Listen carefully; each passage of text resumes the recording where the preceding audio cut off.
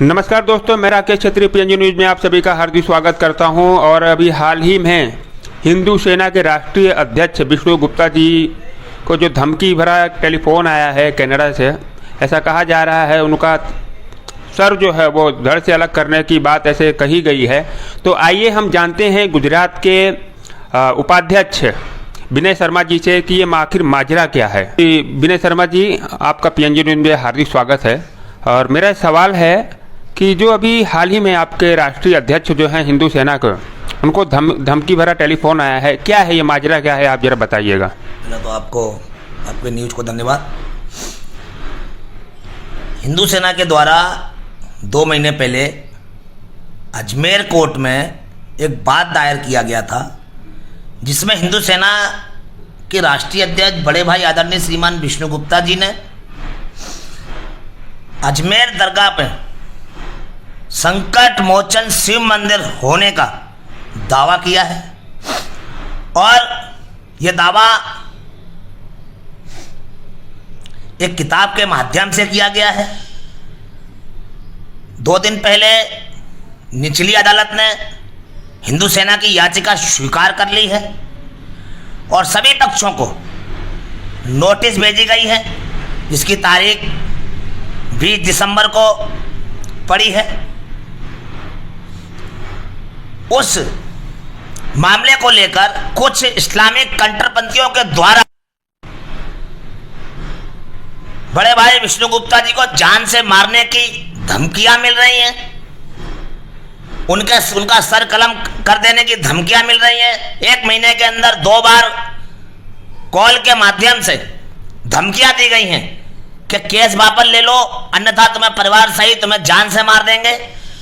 कल भी एक कनाडा के फोन नंबर से कॉल आया है जो केस वापस लेने की धमकियां दे रहा है और कह रहा है कि अगर केस वापस नहीं लिया तो सर कलम कर देंगे।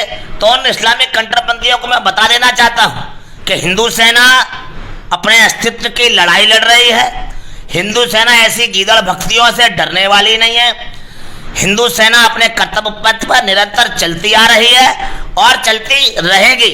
और जो भी हम लोगों ने जो कोर्ट में केस फाइल किया है, कोर्ट निर्णय करेगी। हमें संविधान पर पूर्ण विश्वास है, हिंदुओं को न्याय मिलेगा। कई वर्षों से हिंदुओं के मंदिरों को जो तोड़कर अवैध निर्माण किए गए थे, अब वो समय आ चुका है। एक एक कर हम अपने आस्था के केंद्रों को वापस लेंगे और इस लड़ाई को तन मन धन से लड़ेंगे। आपने जैसे कहा कि एक मंदिरों को हम वापस ले रहे हैं, अभी एक ऐसी मांग उठ रही है देश में बहुत तेजी से कि जितने भी हिंदू मंदिर रहे हैं पुराने ज़माने से, उन पर मुगलों के समय में कहीं ना कहीं तोड़कर उसे मस्जिद बना दिया गया है और उन सारी मस्जिदों का ISI सर्वे कराया जाए, इस प्रकार की मांग उठ रही है। आपको क्या लगता है? बिल्कुल होना चाहिए। दुनिया जानती है कि किस प्रकार 40,000 मंदिरों को तोड़कर वहां अवैध ढांचे बनाए गए। कई ऐसे प्रमाण मिले हुए हैं। हिंदू सेना श्री कृष्ण जन्मभूमि मथुरा का केस भी लड़ रही है। वहां आप जाके देखिए, मंदिर के बीच में से गुम्बद बना दिया गया है, वो अंधे को भी दिख जाएगा कहीं अवैध मस्जिद बनाई गई है। ज्ञानवापी में भी हिंदू सेना पक्षकार है, जो केस अभी कोर्ट में चल रहा है। बहुत सारा मध्य प्रदेश में भी अभी ASI के द्वारा सर्वे किया गया है, वहाँ भी हिंदू मंदिरों के अवशेष दीवारों पे जो नक्शापोजी बनाए गए हैं, वो चीख चीख कह रही है कि यहाँ कई वर्षों पहले हिंदू मंदिर हुआ करते थे, जिसे तोड़कर मुगलों के द्वारा अवैध मस्जिदों का निर्माण किया गया है। और जब हिंदू की बात आती है, अब मुद्दा आ जाता है जैसे कि बाबा बागेश्वर धाम जो है एक बहुत विशाल एक लक्ष्य लेकर चल रहे हैं कि देश को हिंदू राष्ट्र बनाया जाए। आपको क्या लगता है? परम पूज्य सरकार जो कार्य कर रहे हैं, उनका हिंदू सेना पूर्ण रूप से समर्थन करती है।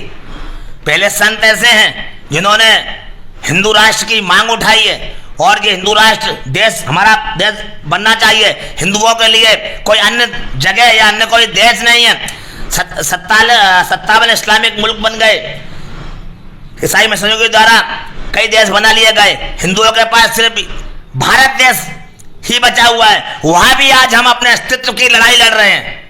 तो हिंदू राष्ट्र बनना चाहिए, ऐसी मैं बागेश्वर धाम सरकार का समर्थन करता हूं और ये हमारी मांग भी है।